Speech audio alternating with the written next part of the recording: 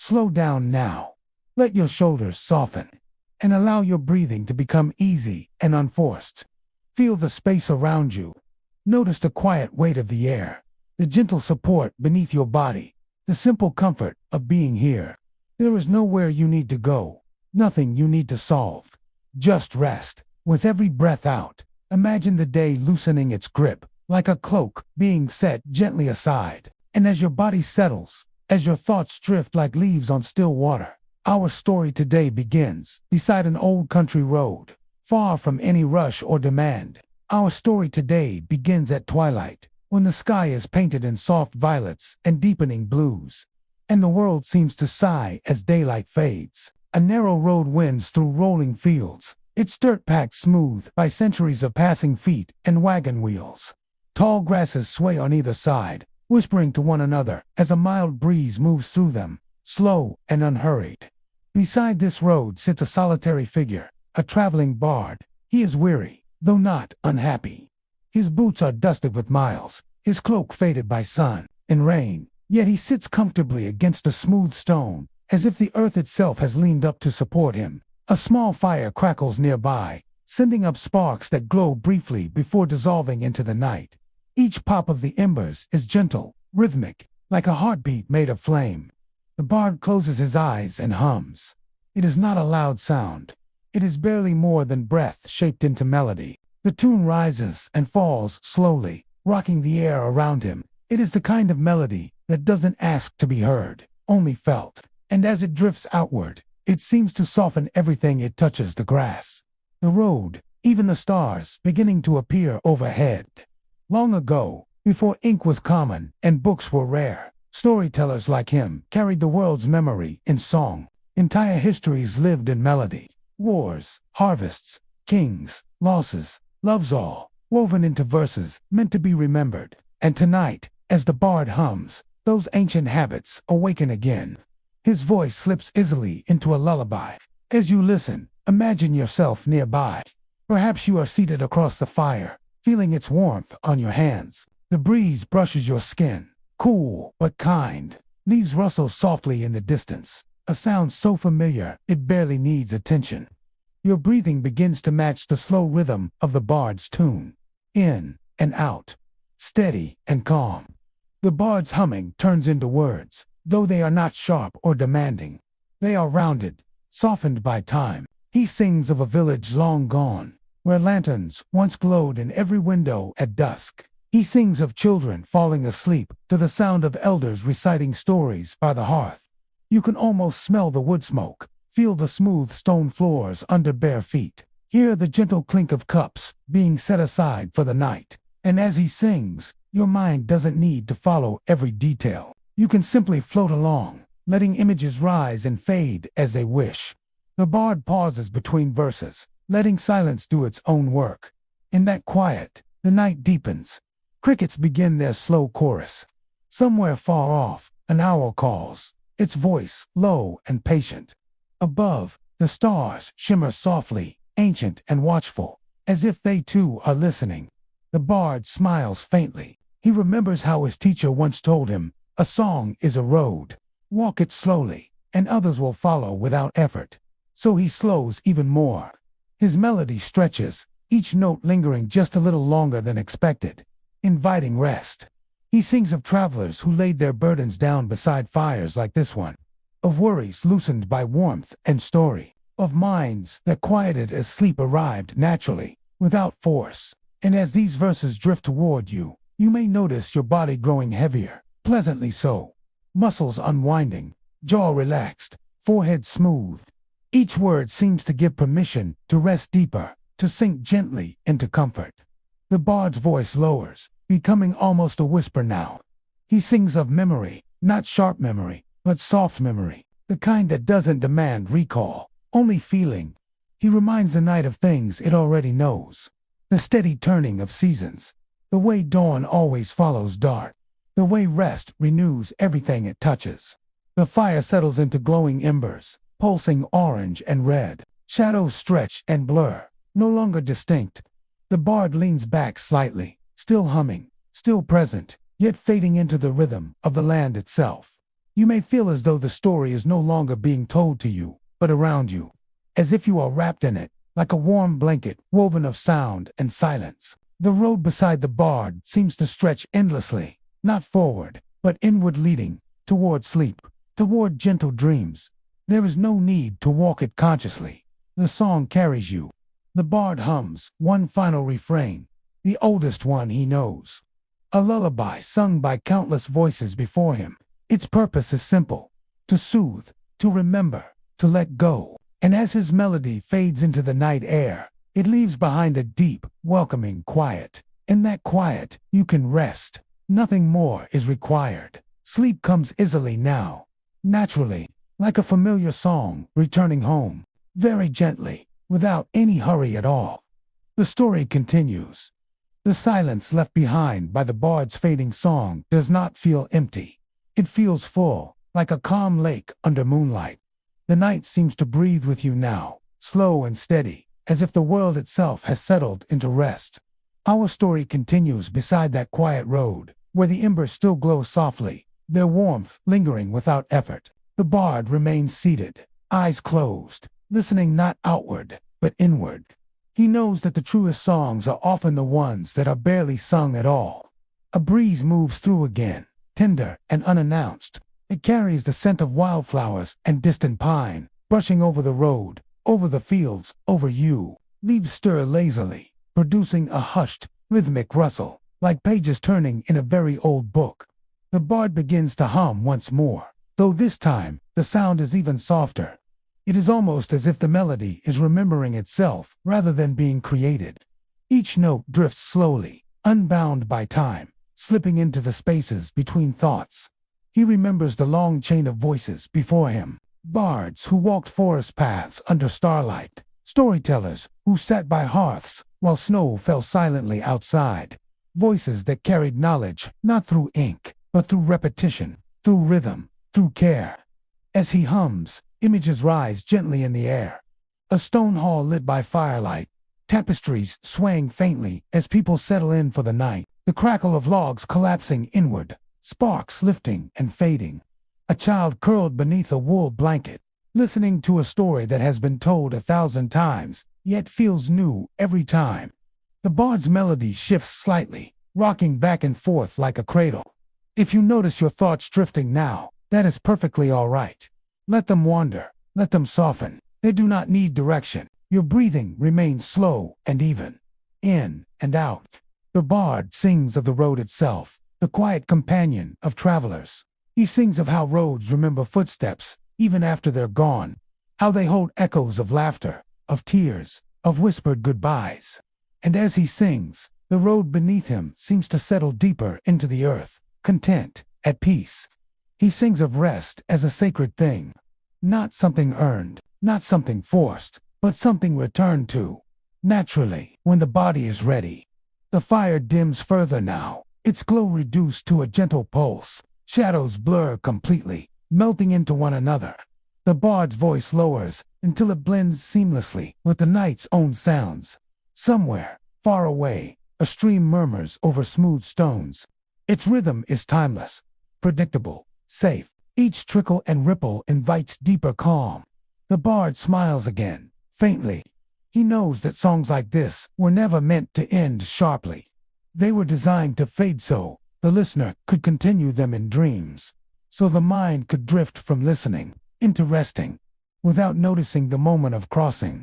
He hums a final line about memory sleeping, about how the mind, when allowed to rest, gently sorts its stories on its own, placing worries down, setting unfinished thoughts aside, tucking them away until morning light. You may feel now as if your body is heavier, yet comfortable, supported, as if the ground beneath you, wherever you are, has become softer, warmer, more welcoming. The bard leans back fully now, resting against the stone. His humming slows until the spaces between notes stretch longer and longer, until the notes themselves dissolve into breath. The night accepts the sound and holds it. Stars shimmer faintly overhead, their light calm and distant. They have watched countless travelers fall asleep beneath them, listened to countless lullabies rise and fade. This moment is familiar to them, and safe. The road, The fire, the fields, the bard all seem to gently recede, as if stepping back to give you space to drift. The story does not pull away suddenly. It simply loosens its hold. The final sensation left behind is one of reassurance. That rest is allowed. That nothing is being missed. That sleep is not an ending, but a soft continuation. The bard's lullaby becomes silence, and the silence becomes a cradle. And now, there is nothing left to do. Only drift, only rest, only sleep. Very softly now, the story drifts onward. The night deepens, not darker, but calmer, like a curtain gently drawn to keep the warmth in. The road beside the bard no longer feels like a place of travel, but a place of arrival. Everything that needed to move has already moved. Everything that needed to be said has already been sung. Our story continues in the space between waking and sleep. The bard's fire has settled into a bed of glowing coals, breathing slowly, steadily. Each ember glows, dims, glows again, in a rhythm so soothing it almost feels intentional. The warmth from it spreads outward, seeping into the ground, into the stone, into the quiet air. The bard remains still, wrapped in his cloak, listening to the world as it settles. His thoughts are no longer sharp or separate. They drift together like threads, loosely woven, strong enough to exist, gentle enough to release. He remembers another lesson, one taught without words, that when a story has done its work, it steps aside. So he lets the melody dissolve completely, trusting the night to carry the rest. And now, as you rest within this scene, you may notice that the images begin to soften around the edges. The fields blur into shadow. The road stretches and fades. Even the stars seem to glow more gently, as if dimming their light out of kindness. Your breathing is slow, natural, effortless, in and out. The bard dreams while awake. He dreams of long halls where songs echo endlessly without growing loud. He dreams of voices layered together, not competing, but harmonizing, each one adding calm instead of noise. These dreams do not demand attention. They simply exist, like background warmth. A gentle wind moves again, slower than before. It no longer rustles the leaves loudly. Instead, it glides over them, producing a soft hush. A sound like distant waves rolling onto shore.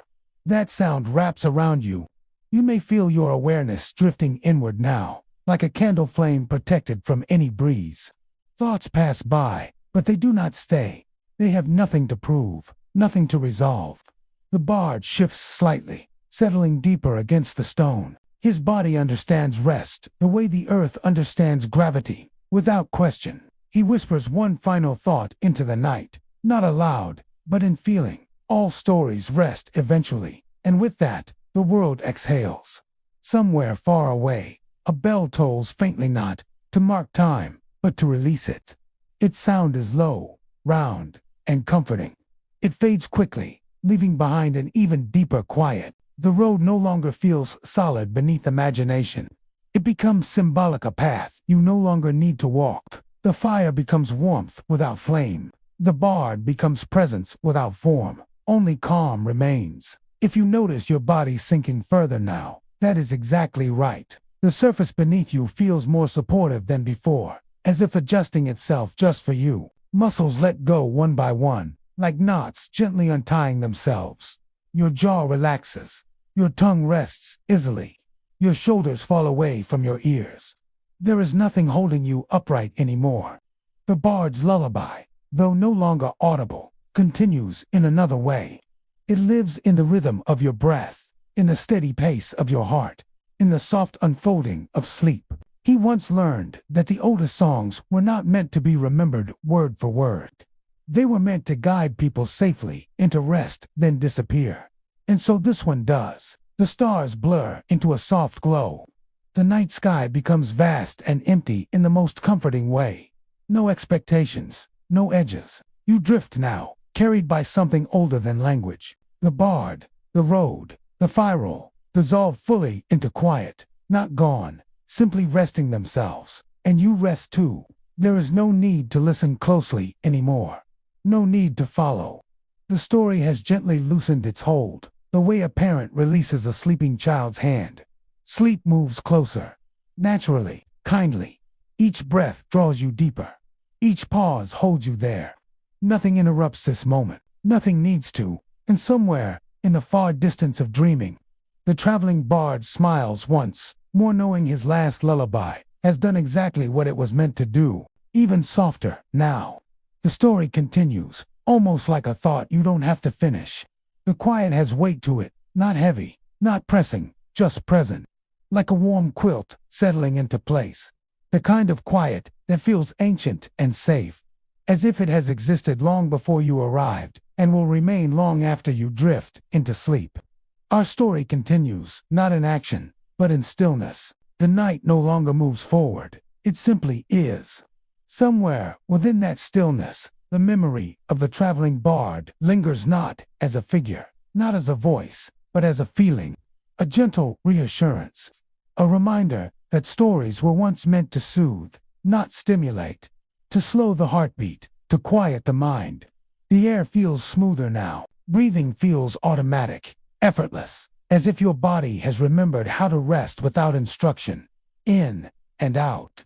The rhythm is steady, reliable. If thoughts appear, they arrive softly, like clouds drifting across a moonlit sky. You don't need to follow them. You don't need to push them away. They pass on their own, dissolving into the same calm that surrounds everything. The road from earlier is no longer visible, yet its presence remains, transformed into a sense of directionlessness that feels comforting. There is nowhere you must arrive, no destination waiting, only this gentle pause between moments. The bard's final lullaby has become part of the night itself. It hums beneath the sounds of the world, beneath the hush, beneath awareness. A distant hearth crackles somewhere unseen. The sound is muted, rounded, repetitive. Each soft crack is followed by a deeper quiet, like punctuation in a sentence that never rushes to end. You may imagine yourself nearby, lying on a bed of soft grass, or beneath heavy blankets, or resting in a place that feels familiar and safe. Your body knows how to be here. It doesn't need direction. Your eyelids feel comfortably heavy now, as if gravity has increased just a little, enough to encourage rest, not enough to disturb it. The night stretches gently, like a long exhale.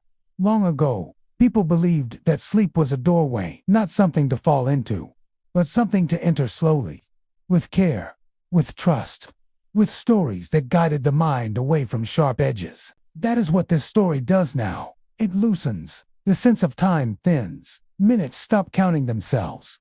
The idea of before and after begins to fade, leaving only no end. Even that grows quieter. The bard's presence becomes indistinct, blending with the earth, the sky, the silence.